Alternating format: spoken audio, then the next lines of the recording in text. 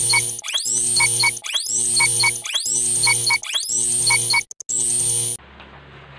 anak-anak ibu semua, Assalamualaikum warahmatullahi wabarakatuh. Apa kabar anak-anak? Semoga kalian selalu dalam keadaan sehat walafiat.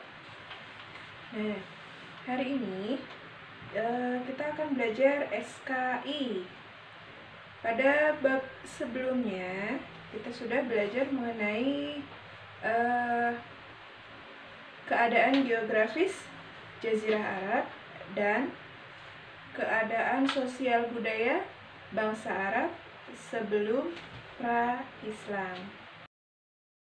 Untuk pertemuan kali ini, kita akan belajar tentang mata pencaharian bangsa Arab.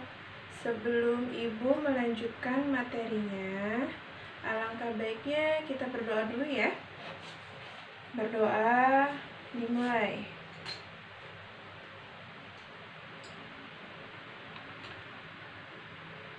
Selesai. Assalamualaikum warahmatullahi wabarakatuh. Alhamdulillahirabbil alamin. Hari ini kita kembali lagi akan belajar pada mata pelajaran Sejarah Kebudayaan Islam atau pelajaran SKI. Nah, hari ini kita akan masuk ke pelajaran kedua mengenai materi mengetahui keadaan perekonomian masyarakat Arab pra-Islam atau sebelum Islam. Nah, baiknya sebelum belajar kita biasakan untuk membaca basmalah terlebih dahulu. Bismillahirrahmanirrahim. Langsung saja kita masuk ke materinya. Mengetahui keadaan perekonomian masyarakat Arab sebelum Islam. Bisa dibuka halaman 19. Nah, pada zaman jahiliyah atau sebelum Islam datang, bangsa Arab sudah mengenal pekerjaan atau mata pencarian untuk memenuhi kebutuhan hidupnya. Nah, mata pencariannya apa aja bangsa Arab sebelum Islam datang? Yang pertama, ada pertanian. Biasanya masyarakat Arab itu suka bertani. Nah, sebagian besar tanah di Jazirah Arab adalah padang pasir. Hanya sedikit lahan yang dapat digunakan untuk bercocok tanam atau bertani. Sebagian besar daerahnya yang padang pasir, udaranya juga yang panas serta tanahnya yang gersang dan tandus. Makanya disebutnya daerah padang pasir. Lalu lembah-lembah yang ada di padang pasir itu juga ada yang subur. Di sana ada mata air yang mengalir di tengah padang pasir yang disebut dengan oase. Jadi mata air atau lembah yang berada di tengah-tengah padang pasir itu disebutnya dengan oase. Di tempat itulah masyarakat Arab menggunakan lembah itu sebagai lahan bercocok tanam. Mereka mulai menanam gandum, sayuran, dan buah-buahan.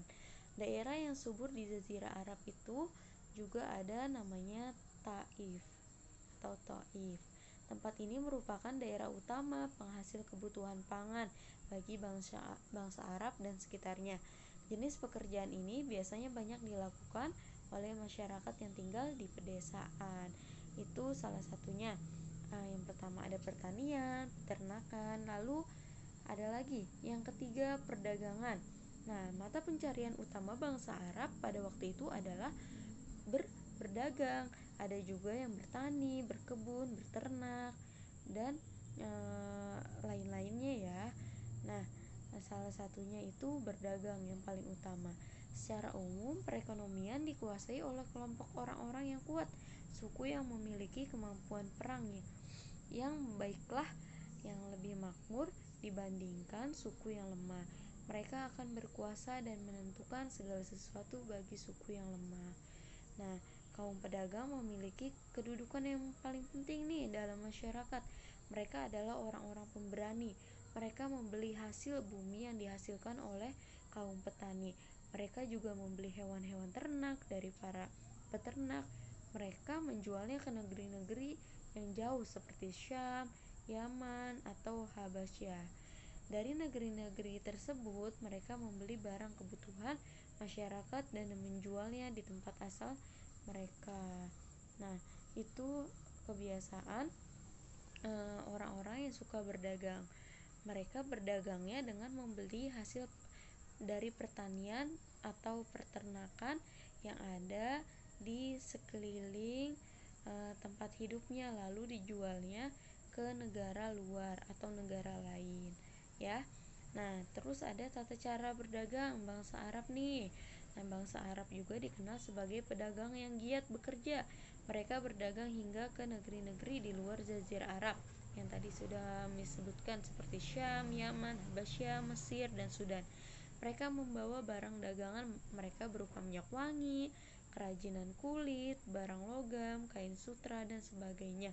Nah, jadi yang tadi para pedagang itu membeli hasil pertanian dan peternakan kan dijual tuh ke negara lain. Nah, hasil dari penjualannya itu mereka membelikan barang-barang yang akan mereka jual kembali di negara asalnya. Sepulang berdagang, mereka membawa barang-barang dagangan lagi, antara lain gandum, minyak zaitun, pakaian, untuk dijual di negaranya atau di negara Mekah. Dalam menjalankan usaha dagangnya, bangsa Arab menggunakan beberapa cara berikut nih. Yang pertama, ada kerjasama dengan cara bagi hasil. Lalu yang kedua, ada mengatur waktu perjalanan. Yang ketiga, berdagang dengan berombongan atau disebutnya dengan kafilah. Kita bahas dulu yang pertama, kerjasama bagi hasil. Nah, kerjasama seperti ini dilakukan oleh dua pihak. Satu pihak adalah orang yang memiliki dagangan, sedangkan pihak lain adalah orang yang menjalankan dagangan tersebut. Keuntungannya dibagi di antara mereka berdua nih. Cara berdagang ini seperti pernah dilakukan oleh Nabi Muhammad SAW dengan Khadijah. Pada waktu itu Nabi Muhammad menjalankan dagangan yang dimiliki oleh Khadijah. Nah, maksudnya bagaimana? Jadi perumpamaannya seperti Nabi Muhammad SAW menjalankan dagangannya dengan Khadijah. Khadijah itu sebagai pemilik dagangannya, yang menjalankannya itu Khadijah. Nanti hasilnya dibagi dua.